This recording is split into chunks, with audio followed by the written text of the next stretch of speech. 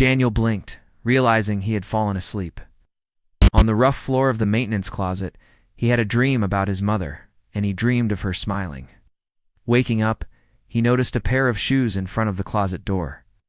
He opened it cautiously, and there was the superintendent accompanied by two intimidating men. "Good afternoon, Daniel," the superintendent said with a forced smile. "Your grandmother asked me to deliver this to you. She went shopping and wanted you to have these." Daniel looked down at the shoes in confusion. They were orthopedic shoes, something his grandmother never wore, and that she knew he needed because of his deformed foot. "But I thought she threw them away," Daniel asked, remembering that his grandmother had recently thrown away several pairs of old shoes.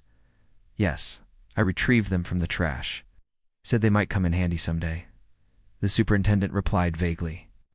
Daniel took the shoes, thanked the man, and closed the door. Something wasn't right. Who would have thought of delivering the shoes in person? But above all, why would his grandmother keep them in the first place? When Ruth returned home, Daniel confronted her. "Grandma, why didn't you throw away those shoes? Why did you keep them?" "I kept them because I knew I would need them again someday," Ruth said mysteriously. "And today is that day." Daniel didn't understand what his grandmother was planning, but he trusted her implicitly. While Victoria Whitmore celebrated having put another spoke in Daniel's wheel, she didn't notice that the boy's response to her harassment was nothing like she expected. Daniel enrolled in a free evening judo class and soon became one of the best students. Also, he started attending Alcoholics Anonymous meetings disguised as a church group. Of course, Victoria didn't know any of this. In fact, she had taken steps to monitor the boy and make his life impossible. She had private security cameras installed outside his house and paid a hefty sum to the building superintendent to watch the boy's every move. It was supposed to keep her informed, but she had never received a single report. Meanwhile, Daniel was observing, waiting for the right moment. One Tuesday afternoon, Daniel knocked on Victoria's door, dressed as a newspaper delivery boy. "I'm sorry to bother you, ma'am, but I'm looking for a Mrs. Ruth Thompson. She's expecting a package from a friend." "Oh, you must mean me," Victoria snapped, opening the door as much as she could without letting him enter. "Oh." Daniel's plan was perfect. He had called his grandmother a few hours earlier and arranged for her to go out and bring the package. What Daniel was really delivering was a surveillance camera disguised as a clock, which his grandmother had borrowed from a friend who worked in construction. "So, Mrs. Thompson isn't home," Daniel said, pretending to check his clipboard.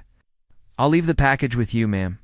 "Leave it at the door," Victoria ordered, not taking her eyes off Daniel. Daniel placed the package on the welcome mat and rang the doorbell. Then he waited patiently for the door to close before leaving. His job was done. As soon as Victoria entered, she saw a box on her mat. Curious, she approached it. The tape holding it together had been cut, revealing a sophisticated surveillance camera. "What?"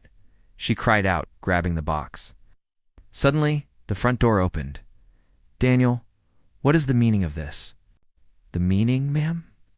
"I just delivered a package as I was instructed," Daniel lied innocently. "Besides, it was your buzzer that opened the door." Before Victoria could respond, Daniel had already disappeared down the hallway. Now alone, Victoria felt the blood draining from her face. Did the boy suspect she was spying on him? Was his grandmother behind this? Angry and confused, she checked the recording on the hidden camera. Daniel was right. The recording started after the door opened, so he didn't see or know what was inside. But who set up this game? Why?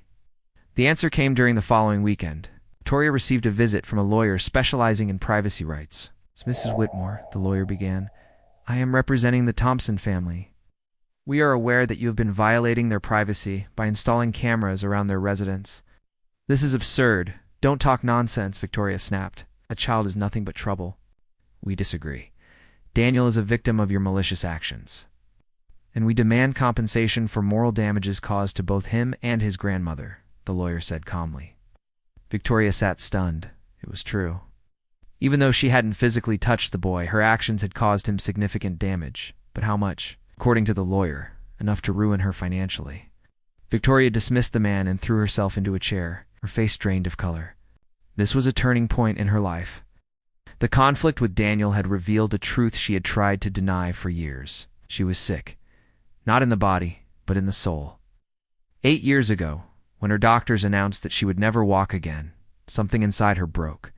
She refused to accept the reality, so she pretended to be paralyzed to protect herself from the pain. Deep down, she knew it was a conscious decision to give up. That's why her condition remained stable. She wasn't getting worse, but neither was she getting better. In essence, she had voluntarily locked herself in a cage of her own making. While she struggled with her demons, Daniel's life changed. He continued to improve in judo, winning several local competitions. He also excelled in school, started writing stories that would later be published in national magazines. The humble boy who had dared to challenge a wealthy woman had turned his life around. Daniel not only understood how to fight, but also how to observe and document. The lesson he learned from his grandmother was coming full circle. Meanwhile, Victoria Whitmore began seeking professional help. Finally, she was ready to face the trauma that had kept her imprisoned for so long. As fate would have it, one of the doctors she consulted had an interesting idea. "Have you thought of meeting the boy, Daniel? He could be the key to unlocking what's blocking you." At first, Victoria rejected the idea. She wasn't about to admit defeat in front of that boy. But the doctor insisted. "You owe him an apology, and he owes you the truth. You're both missing out." Against her better judgment, Victoria agreed. And when she finally met Daniel in person, she realized that her life was about to undergo a profound transformation. The young boy who had exposed her fragility was now a source of strength. And Victoria understood that she had spent too long running from the truth. A confrontation that had started as a punishment for her pride ended with Victoria humbled. "Daniel, I want to apologize for how I treated you," she said sincerely. "You helped me see that I didn't need to pretend anymore." Daniel, who had grown up handling difficult situations, responded with maturity beyond his years. "It's okay, Victoria. I understood that you were hurting, and I still do. But it's time to let go of that pain. You don't need to hide behind a wheelchair anymore." Together, Victoria and Daniel developed a unique bond. The once bitter millionaire began to frequent the local judo dojo, surprising everyone with her talent and dedication. Daniel became her training partner, and she quickly became one of the best students. Her progress was impressive. Victoria knew that if she hadn't faced her fears, she wouldn't be able to take that step at 48 years old. Daniel smiled knowingly. He had helped her see that it was never too late to fight, to learn, or to grow. Their connection was remarkable. And as time went on, Victoria became a regular presence at the Thompson household. She even helped Ruth with groceries and repairs around the house. Daniel, in turn, encouraged his grandmother to seek medical treatment for her diabetes. Together, they accomplished what 8 years of specialized treatment had failed to achieve. Victoria discovered that in facing her pain, she had. In the most extravagant mansions, there's often a room filled with cobwebs and dust, housing relics from a forgotten past. One such relic was an old album tucked away in a trunk, gathering dust for decades. It contained photos from a bygone era, faces with names and dates carefully written on the back. This album was more than just paper and photographs. It was a tangible link to a history deliberately erased. Daniel's great-grandfather had been enslaved on the original plantation. His great-grandmother had been a maid in the mansion, and his grandmother Ruth had cared for Harrison's mother when she was dying of cancer. But the most revealing detail was in the medical records Ruth had kept secret for decades. Harrison's mother had cured herself of terminal cancer using traditional treatments that Ruth had administered. But the family doctors never knew the truth, crediting the miraculous recovery to the conventional treatments that were failing. Now, years later, this album was more important than Daniel imagined. On the worn pages, he saw not just family members, he saw strength, resilience, and tradition. Most importantly, he saw the key to curing Victoria Whitmore, the woman who had become his family's new enemy. That afternoon, Ruth called Daniel to her side. "We have to help her," Ruth said, her gaze fixed on a photograph of a smiling woman holding a baby Daniel. "Even though she has treated us badly for years, she is still our relative. And besides, Victoria isn't just physically ill. She's sick with guilt, fear, and shame. Her body is reflecting the prison she has built for her own soul." Daniel said the next morning. "Victoria isn't just physically ill. She's sick with guilt, fear, and shame. Her body is reflecting the prison she has built for her own soul." Ruth nodded proudly. "And now, my grandson, you understand what true healing she needs. It's not just about making her walk again. It's about making her face who she really is and what she's done." "Exactly. But remember, Our family has never used our gifts to hurt. Always to heal, even when the person doesn't deserve it, even when she hates us. Daniel spent the rest of the week watching Victoria with new understanding. Every cruel gesture she made, every attempt to humiliate him, only confirmed his diagnosis. She wasn't paralyzed by physical damage, but by a guilt so deep it had manifested as actual paralysis. The plan that began to form in his mind was audacious and dangerous. It wasn't just about proving he could heal her, but forcing her to confront decades of privilege built on the suffering of others. Lies about her own identity and crimes she had buried under piles of money. Victoria Whitmore thought she was fighting a poor boy who wanted her leftovers. She had no idea she was about to face 4 generations of accumulated wisdom, a lineage of healers who had survived centuries of oppression, and a young man who carried not only the knowledge to cure her, but also the evidence to destroy her completely. On Sunday morning, Daniel rang the front doorbell for the first time, no longer using the back door reserved for people like him. When Victoria opened the door, she found not only Daniel, but also Ruth Thompson and a third person who made her blood run cold. Dr. Patricia Williams, the neurologist who had secretly treated Harrison's mother years earlier. "Good morning, Victoria," Daniel said calmly. "I've come to keep my promise. Today's the day you're going to walk again." "Go ahead," Daniel smiled. "They'll want to see this too, especially when they find out who you really are." Ruth stepped forward, carrying an old leather briefcase. Victoria Kowalski, daughter of Polish immigrants, born July 19, 1975. Married Harrison Whitmore in 2005, 3 months after discovering he was cheating on her. Victoria's face paled. No one had known her real name for decades. "The accident that left you paralyzed happened exactly 1 day after you discovered Harrison was planning to divorce you." Daniel continued. "Very convenient, don't you think?" Dr. Williams opened a medical file.